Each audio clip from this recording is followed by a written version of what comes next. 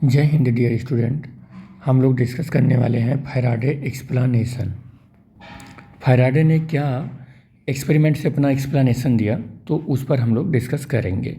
देखो, फैराडे ने क्या देखा कि अपने पास एक अगर बार मैग्नेट है, अपने पास एक बार मैग्नेट है। बार मैग्नेट का ये नॉर्थ पोल है, ये साउथ पोल है, ये नॉर्थ पोल है। और बार मैग्नेट से मैग्नेटिक फील्ड लाइंस ऐसे निकल रही हैं। बार मैग्नेट से मैग्नेटिक फील्ड लाइंस निकल रही हैं, ये ऐसे मैग्नेटिक फील्ड लाइंस निकल रही हैं। और इससे दूर हमने क्या कर रखा है, एक कॉयल बना रखा है। ये कॉयल है और यहाँ पर एक गैल्वेनोमीटर हमने लगा दिया। ये गैल्वेनोमीटर लगा दिया हमने, और गैल्वेनोमीटर का ये नल डिफ्लेक्शन है। ये डिफ्लेक्शन कैसा है? नल डिफ्लेक्शन है। यहाँ पर हमने इसको रेस्ट पर रखा है, यानी स्टेशनरी रखा है। और इसको भी हमने कैसा रखा है? रेस्ट पर रखा है, स्टेशनरी रखा है। तो हम देखेंगे कि ये जो कॉयल है, इसमें कोई भी करंट नहीं होगा। अगर कोई करंट नहीं होगा तो फैराडे ने क्या अपना एक्सप्लेनेशन दिया इस कंडीशन के बीच में कि when there are no relative motion between the magnet as well as coil. Coil और मैग्नेट के बीच में कोई रिलेटिव मोशन अगर नहीं होगा, तो उन्होंने कंक्लूजन क्या दिया कि there are no magnetic flux linked with the coil. Coil के बीच में कोई भी मैग्नेटिक फ्लक्स लिंक्ड नहीं हो रहा है। सो रिजल्ट क्या निकल कर आएगा कि there are no EMF induced in the coil and no current. Coil में ना तो कोई करंट होगा और ना ही कोई ईएमएफ होगा, अगर इनके और इनके बीच में कोई भी रिलेटिव मोशन नहीं है तो। दूसरा कंक्लूजन क्या निकाला इन्होंने कि अगर हम कॉयल को किसी एक कह सकते हैं कि किसी एक मूविंग ऑब्जेक्ट के ऊपर रख दें इस कॉयल को, और किसी मूविंग ऑब्जेक्ट के ऊपर रख कर, मान लो कि ऐसे किसी एक मूविंग ऑब्जेक्ट के ऊपर रख दिया हमने, किसी एक मूविंग ऑब्जेक्ट के ऊपर ऐसे रख दिया, और इस ऑब्जेक्ट पे रख कर इसको थोड़ा सा इसके पास लेकर आए। और मैं पास लेकर आने की कंडीशन कुछ इस तरीके से आपको दिखा रहा हूँ। कुछ इस तरीके से देखो, ये पास ऐसे ऐसे धीरे धीरे लेकर आए, ऐसे धीरे धीरे लेकर आते हैं, ऐसे लेकर आते हैं, ऐसे लेकर आते हैं। तो आप क्या देखोगे कि जैसे ही पास लेकर आते हैं तो इस मैग्नेट से निकलने वाली मैग्नेटिक फील्ड लाइन से इससे एसोसिएट होने लगेंगी, इससे पास होने लगेंगी। और धीरे धीरे इस कॉयल में number of magnetic field lines passing through क्या होगा? इंक्रीज होने लगेंगी। जैसे जैसे इसको पास लेकर आओगे, मैग्नेटिक फील्ड लाइंस इससे बहुत ज़्यादा, यहाँ पर मैं दिखा दे रहा हूँ, बहुत ज़्यादा मैग्नेटिक फील्ड लाइंस देखो, धीरे धीरे ऐसे ऐसे बहुत ज़्यादा मैग्नेटिक फील्ड लाइंस इससे लिंक्ड होने लगेंगी। यानी मैग्नेटिक फील्ड लाइंस बहुत ज़्यादा इसमें क्या होंगी? इंक्रीज होंगी कॉयल में। जब कॉयल में बहुत ज़्यादा मैग्नेटिक फील्ड लाइंस इंक्रीज होंगी तो यहाँ पर जो है वो करंट फ्लो होने लगेगा कॉयल के अंदर। और कॉयल में जो करंट फ्लो होगा कुछ इस तरीके से फ्लो होगा, कुछ इस तरीके से फ्लो होगा। और गैल्वेनोमीटर का जो डिफ्लेक्शन है वो डिफ्लेक्शन कुछ इस तरीके से आ जाएगा, डिफ्लेक्शन इस तरीके से आ जाएगा, और करंट ऐसे चला जाएगा। आप ये देख रहे हो कि जैसे जैसे हम इस कॉयल को इस मैग्नेट के पास लेकर आ रहे हैं, magnetic flux linked with the coil वो इंक्रीज हो रही है, और करंट का जो डायरेक्शन है कुछ इस तरीके से हो रहा है। यानी कि ये जो कॉयल का ये वाला सिरा है ये नॉर्थ पोल बन जाएगा, और ये वाला जो है वो साउथ पोल बन जाएगा। और यहाँ पर आप जब पास लेकर आ रहे थे तो अपोज करने लगेगा, और दूर लेकर जाओगे तो यही कंडीशन क्या हो जाएगा? फिर अट्रैक्ट करने लगेगा, और तब आप against the electrostatics attraction force काम कर रहे हो। अभी जब पास लेकर आ रहे हो तो against the electrostatics repulsion force, magnet के अब रिपल्सन फोर्स के अगेंस्ट वर्क कर रहे हो। इलेक्ट्रो नहीं, स्टैटिक्स नहीं होगा, मैग्नेट के अट्रैक्शन के अगेंस्ट वर्क करोगे और मैग्नेट के रिपल्सन के अगेंस्ट वर्क करोगे। ठीक है, तो जब आपने देखा कि जब हम रिलेटिव मोशन कर लेते हैं कॉयल और मैग्नेट के बीच में तो करंट इंड्यूस्ड हो जाता है, अब जीरो नहीं है, करंट और ईएमएफ दोनों जीरो नहीं है। और जब हम रोके हुए थे एक जगह पर तो हम देखे थे करंट और ईएमएफ दोनों जीरो हैं। तो यही एक्सप्लेनेशन फैराडे का है कि during the relative motion between the coil and magnet, magnetic flux linked with the coil change and EMF is induced in the coil and it cause the flow of the current in the coil। तो यही explanation है। इससे electromagnetic induction का definition क्या निकल कर आता है? डेफिनेशन निकल कर आता है कि phenomena in which N EMF is induced, जो इंड्यूस्ड ईएमएफ का फेनोमेना है या ईएमएफ का जो फेनोमेना है, इंड्यूस्ड ईएमएफ का जो फेनोमेना है वो है क्या चीज़? In the coil if there is change in the magnetic flux, वो तभी तक के लिए है या तब तक के लिए ही सही है या तब तक के लिए ही प्रोड्यूस होता है जब तक कि मैग्नेटिक फ्लक्स में चेंज होता रहेगा, due to the relative motion between the magnet and the coil. ये आपको याद रखना होगा। Hence the mechanical energy is convert into the form of electrical energy.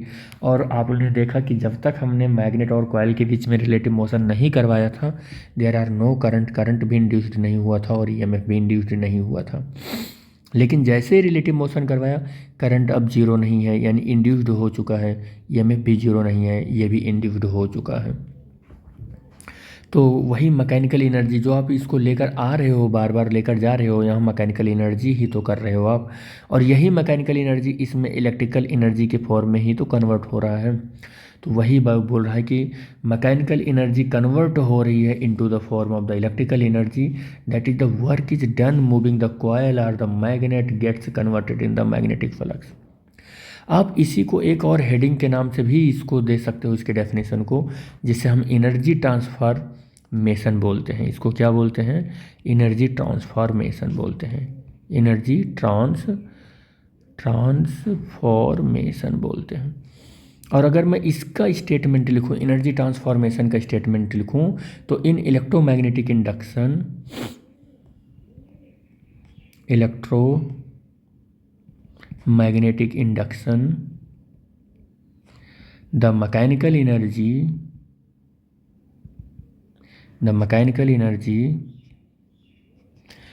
spent in moving the coil, spent in moving the coil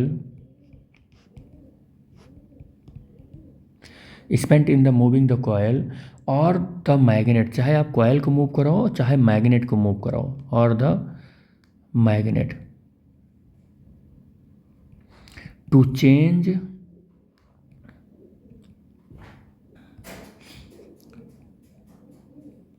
the magnetic flux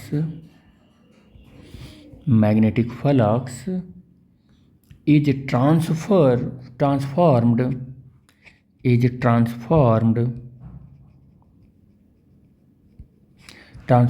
into the electrical energy,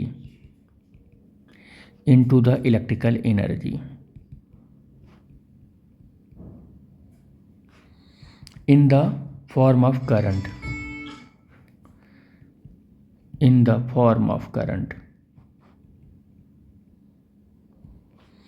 in the coil। तो ये हो जाएगा, ठीक है बेटे। तो ये आपका एनर्जी ट्रांसफॉर्मेशन भी हो गया। यही चीज़ हम एक और तरीके से भी समझ सकते हैं, जो हमने ये एक्सपेरिमेंट यहाँ पर समझा, यही चीज़ एक और तरीके से हम समझ सकते हैं।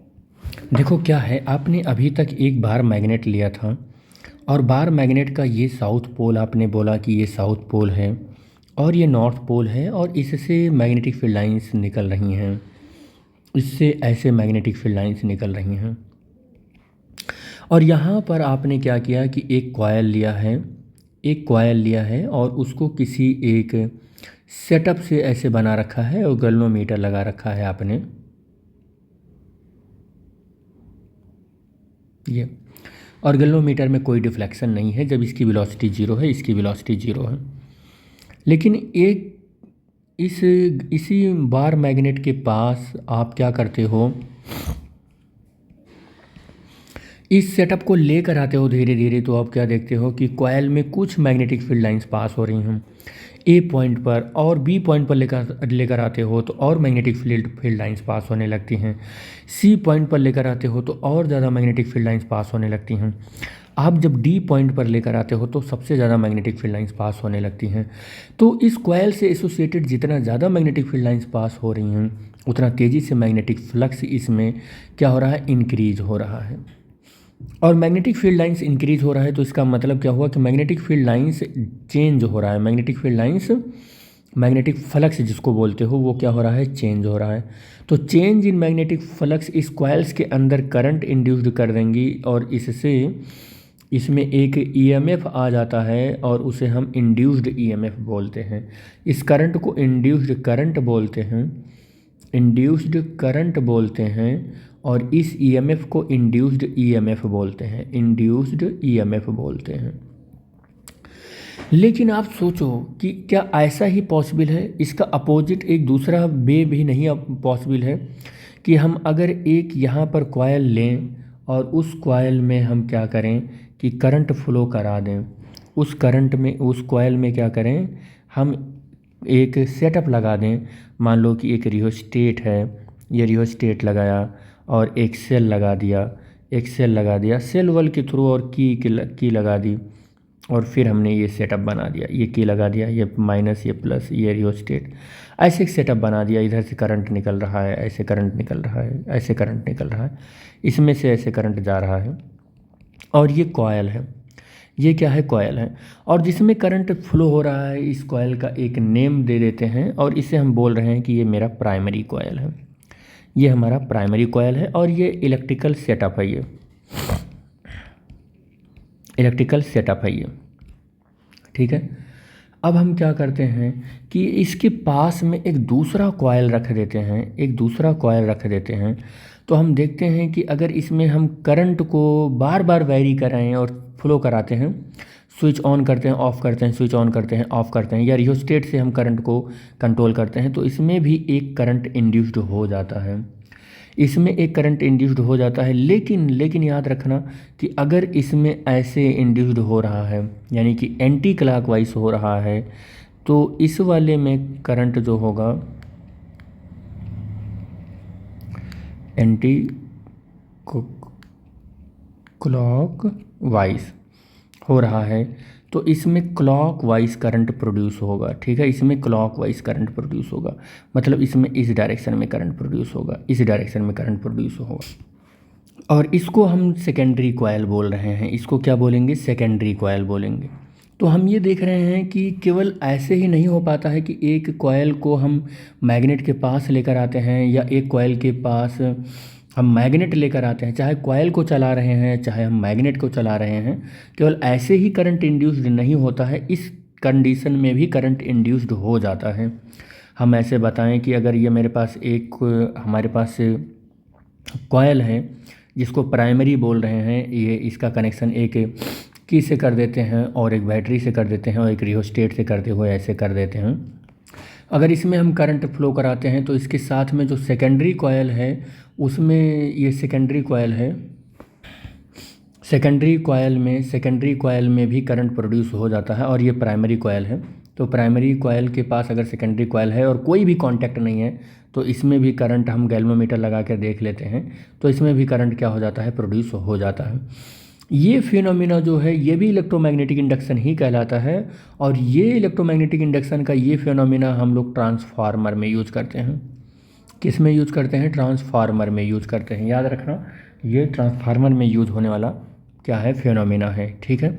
और ये जो है ये इसी एक्सपेरिमेंट का एक कह सकते हैं कि ये व्यवहारिक एक एक्सपेरिमेंट है जिसको हम मतलब एक सिंप्लिसिटी के तौर पर दिखा सकते हैं, ठीक है।